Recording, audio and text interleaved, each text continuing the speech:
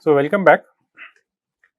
Uh, we are discussing the machinery of logic, and we said that logic essentially deals with sentences. Classical logic deals with sentences that are either true or false. Sentences have meaning, sentences have truth values, but the logical machinery does not deal with any of these essentially. It is something which operates via patterns. It is a syntactic entity. In fact, the digital computer itself is a syntactic entity. So, let us look at this notion of a syntactic machine. It is only concerned with form and not content. When I say form, basically we said that logic is to do with arguments, with reasoning essentially, and it is concerned with arguments which are valid essentially. We will see that the validity of an argument is dependent upon the form of the argument and not on what the content is essentially. So, form is important, and that is why logic is called formal logic essentially. It has form. When we look at a more expressive logic called first order logic, we will see that we can define meaning also formally as to what does a sentence mean. For example, I give you an example, Suresh is a friend of Ramesh. But we will see that the meaning also will be defined in terms of some kind of a formal structure essentially.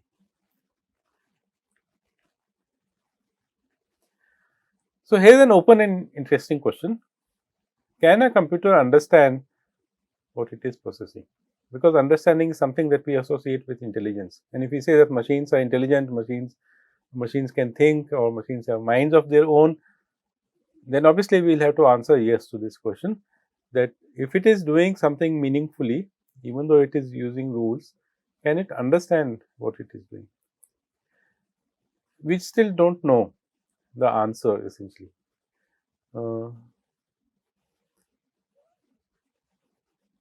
Because it really depends on what you mean by understanding. How can you show that you are understanding something essentially?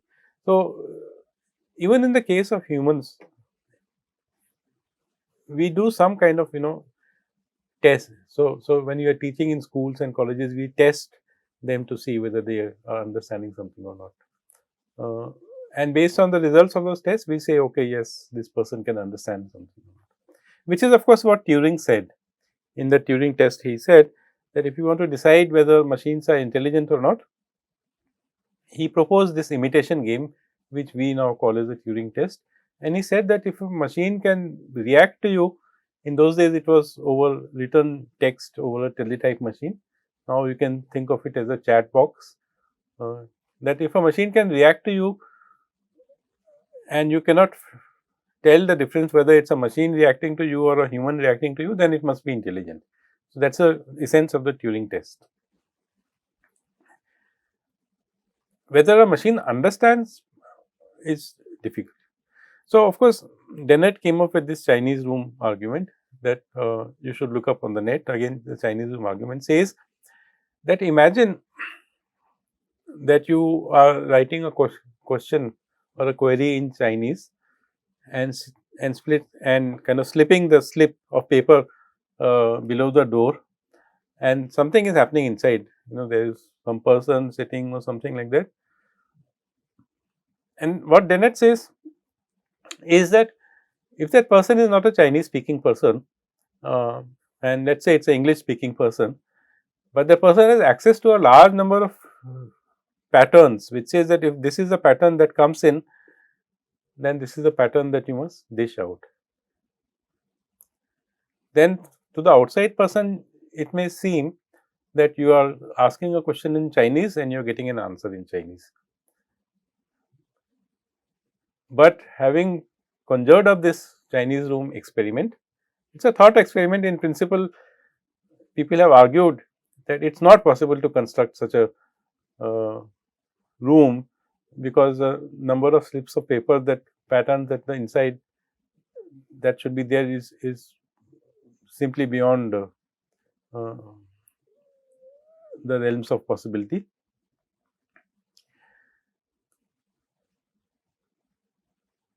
But if you look at it from outside, we are sending in a slip with a piece of we are sending a piece of paper with a question written in Chinese, and you are getting an answer back in Chinese.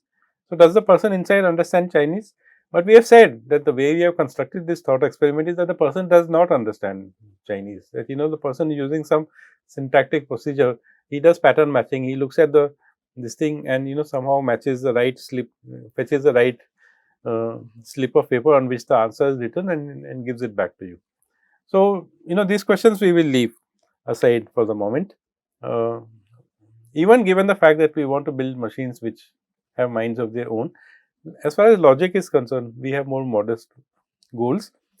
And the goal is that can we build machines that do something meaningful for us, something that's meaningful for us essentially. Can we automate this process of reasoning and argumentation and let the machine do it for us and it comes up with the answers essentially, even when it is syntactically or mechanically applying rules essentially. So, we are not going to address the issue of can the machine understand, we are going to address the question of can it do something useful for us.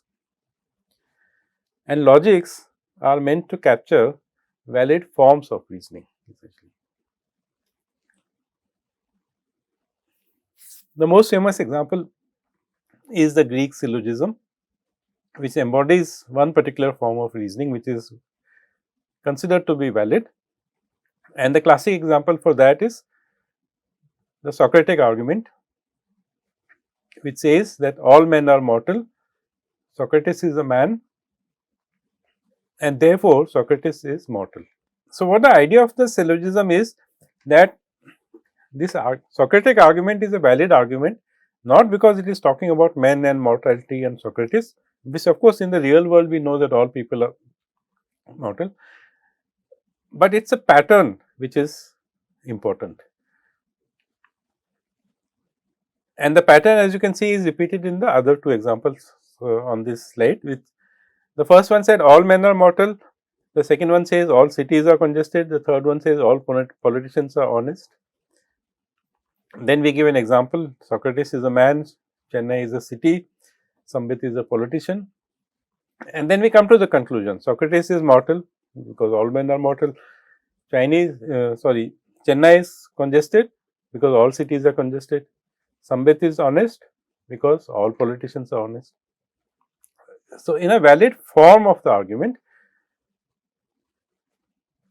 if the premises are true, if what is given to us is true, then in a valid form of the argument, the conclusions must necessarily be true, and that is the idea of a valid form of argument. And logic is concerned with valid forms of arguments. Syllogism is one of them, which the Greeks invented. We will look at more modern logics, but the basic idea is this, that the validity of an argument depends on the formal structure, not upon whether you are talking about men and mortality or cities and congestion or pollution, as the case is nowadays, or politicians and so on essentially. As long as you accept that all politicians are honest, then if Sambit is a politician, you must conclude that Sambit is honest. Okay. So, that is a property of a valid form of reasoning essentially, and we are interested in these kind of valid arguments. That is why, as we said, we call our logic as formal logic. So, it is a formal system. In the way, by formal system we mean in the computer science sense of the word, formal languages, for example, something which is expressed explicitly and is well defined. Logical reasoning is concerned only with the form of the argument and not with the content. It does not matter what you are talking about, as long as the argument has a valid form, we will accept it. If the form is valid and if the antecedents are true, what is given to us is true, then the conclusion must necessarily be true. The conclusion holds if the antecedents are true. Logic does not concern itself with truth of the antecedents. In fact, logic does not even concern with truth at all. As we will see, if you give us the first two sentences in the syllogism, we will give you back the conclusion. It's like the Chinese room essentially. You give me two pieces of paper, I will send you one piece of paper back, and that's the conclusion. There is no talk about truth or meaning there essentially. Why do we need logic? Okay, so that's a question that we can talk a lot about, but the simple answer is that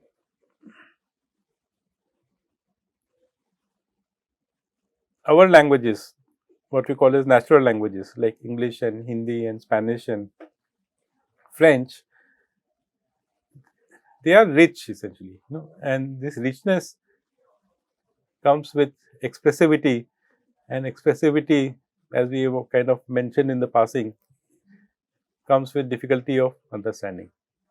So, not only are natural languages rich, they can be ambiguous essentially. For example, if I were to say he shot the girl with the camera, what do I mean? Is it the girl with the camera, or did he use the camera? So, there is ambiguity, and natural language is full of interesting sentences essentially. One of the most famous sentence which was introduced in the world of computing, when people try to build parsers to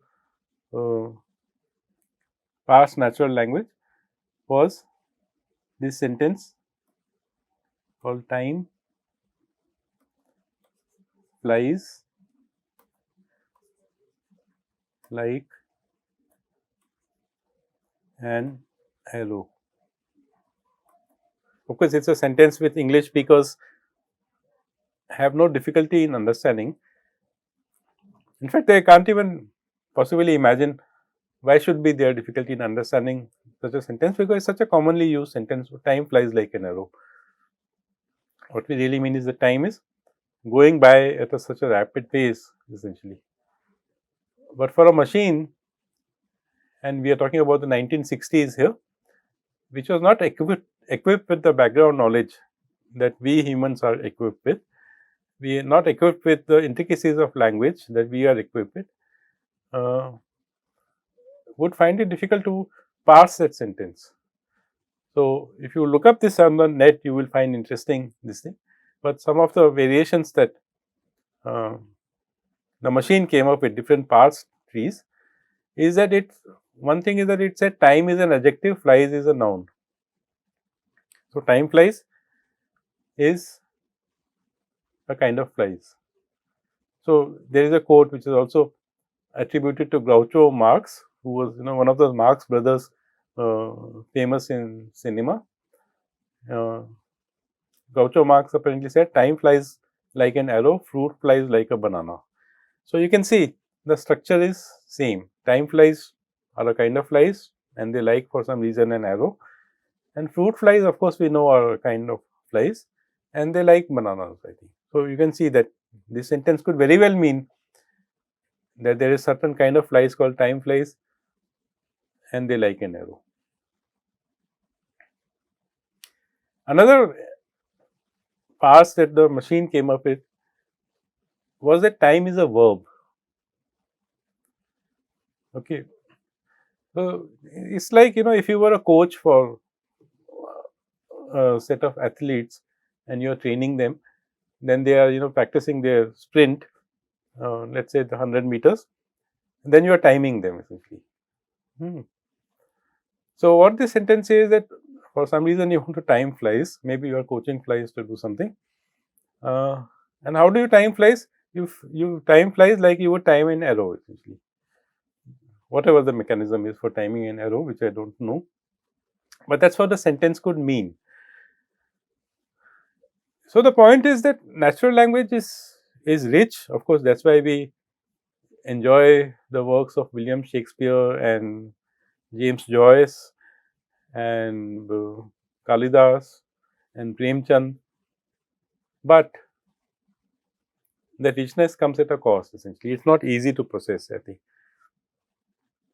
So, that is one of the reasons why we do not use language, that it is too rich, it is ambiguous, it is verbose essentially. So, if you want to say some simple things in natural language, then you end up being very verbose, and no one knows that better than a bunch of lawyers essentially. So, if you have written any legal document, so if you are, most of the time when you are signing up for an app or something, you accept the conditions, but if you open that set of conditions, verbosity is the first thing that hits you. I think it's kind of pages of text that you cannot make sense of essentially. And verbosity is another problem with natural language essentially, that if you want to be precise, you have to be very verbose, and the legal fraternity knows that better than anybody else. And of course, otherwise you will be imprecise essentially. So, either you will be precise or you will be verbose. So, for many of these reasons, much as we would like machines to interact with us in natural language, uh, we are not able to do that because of these properties of language essentially. So, we will take a break, and we will come back to formal languages, formal logic in a next video.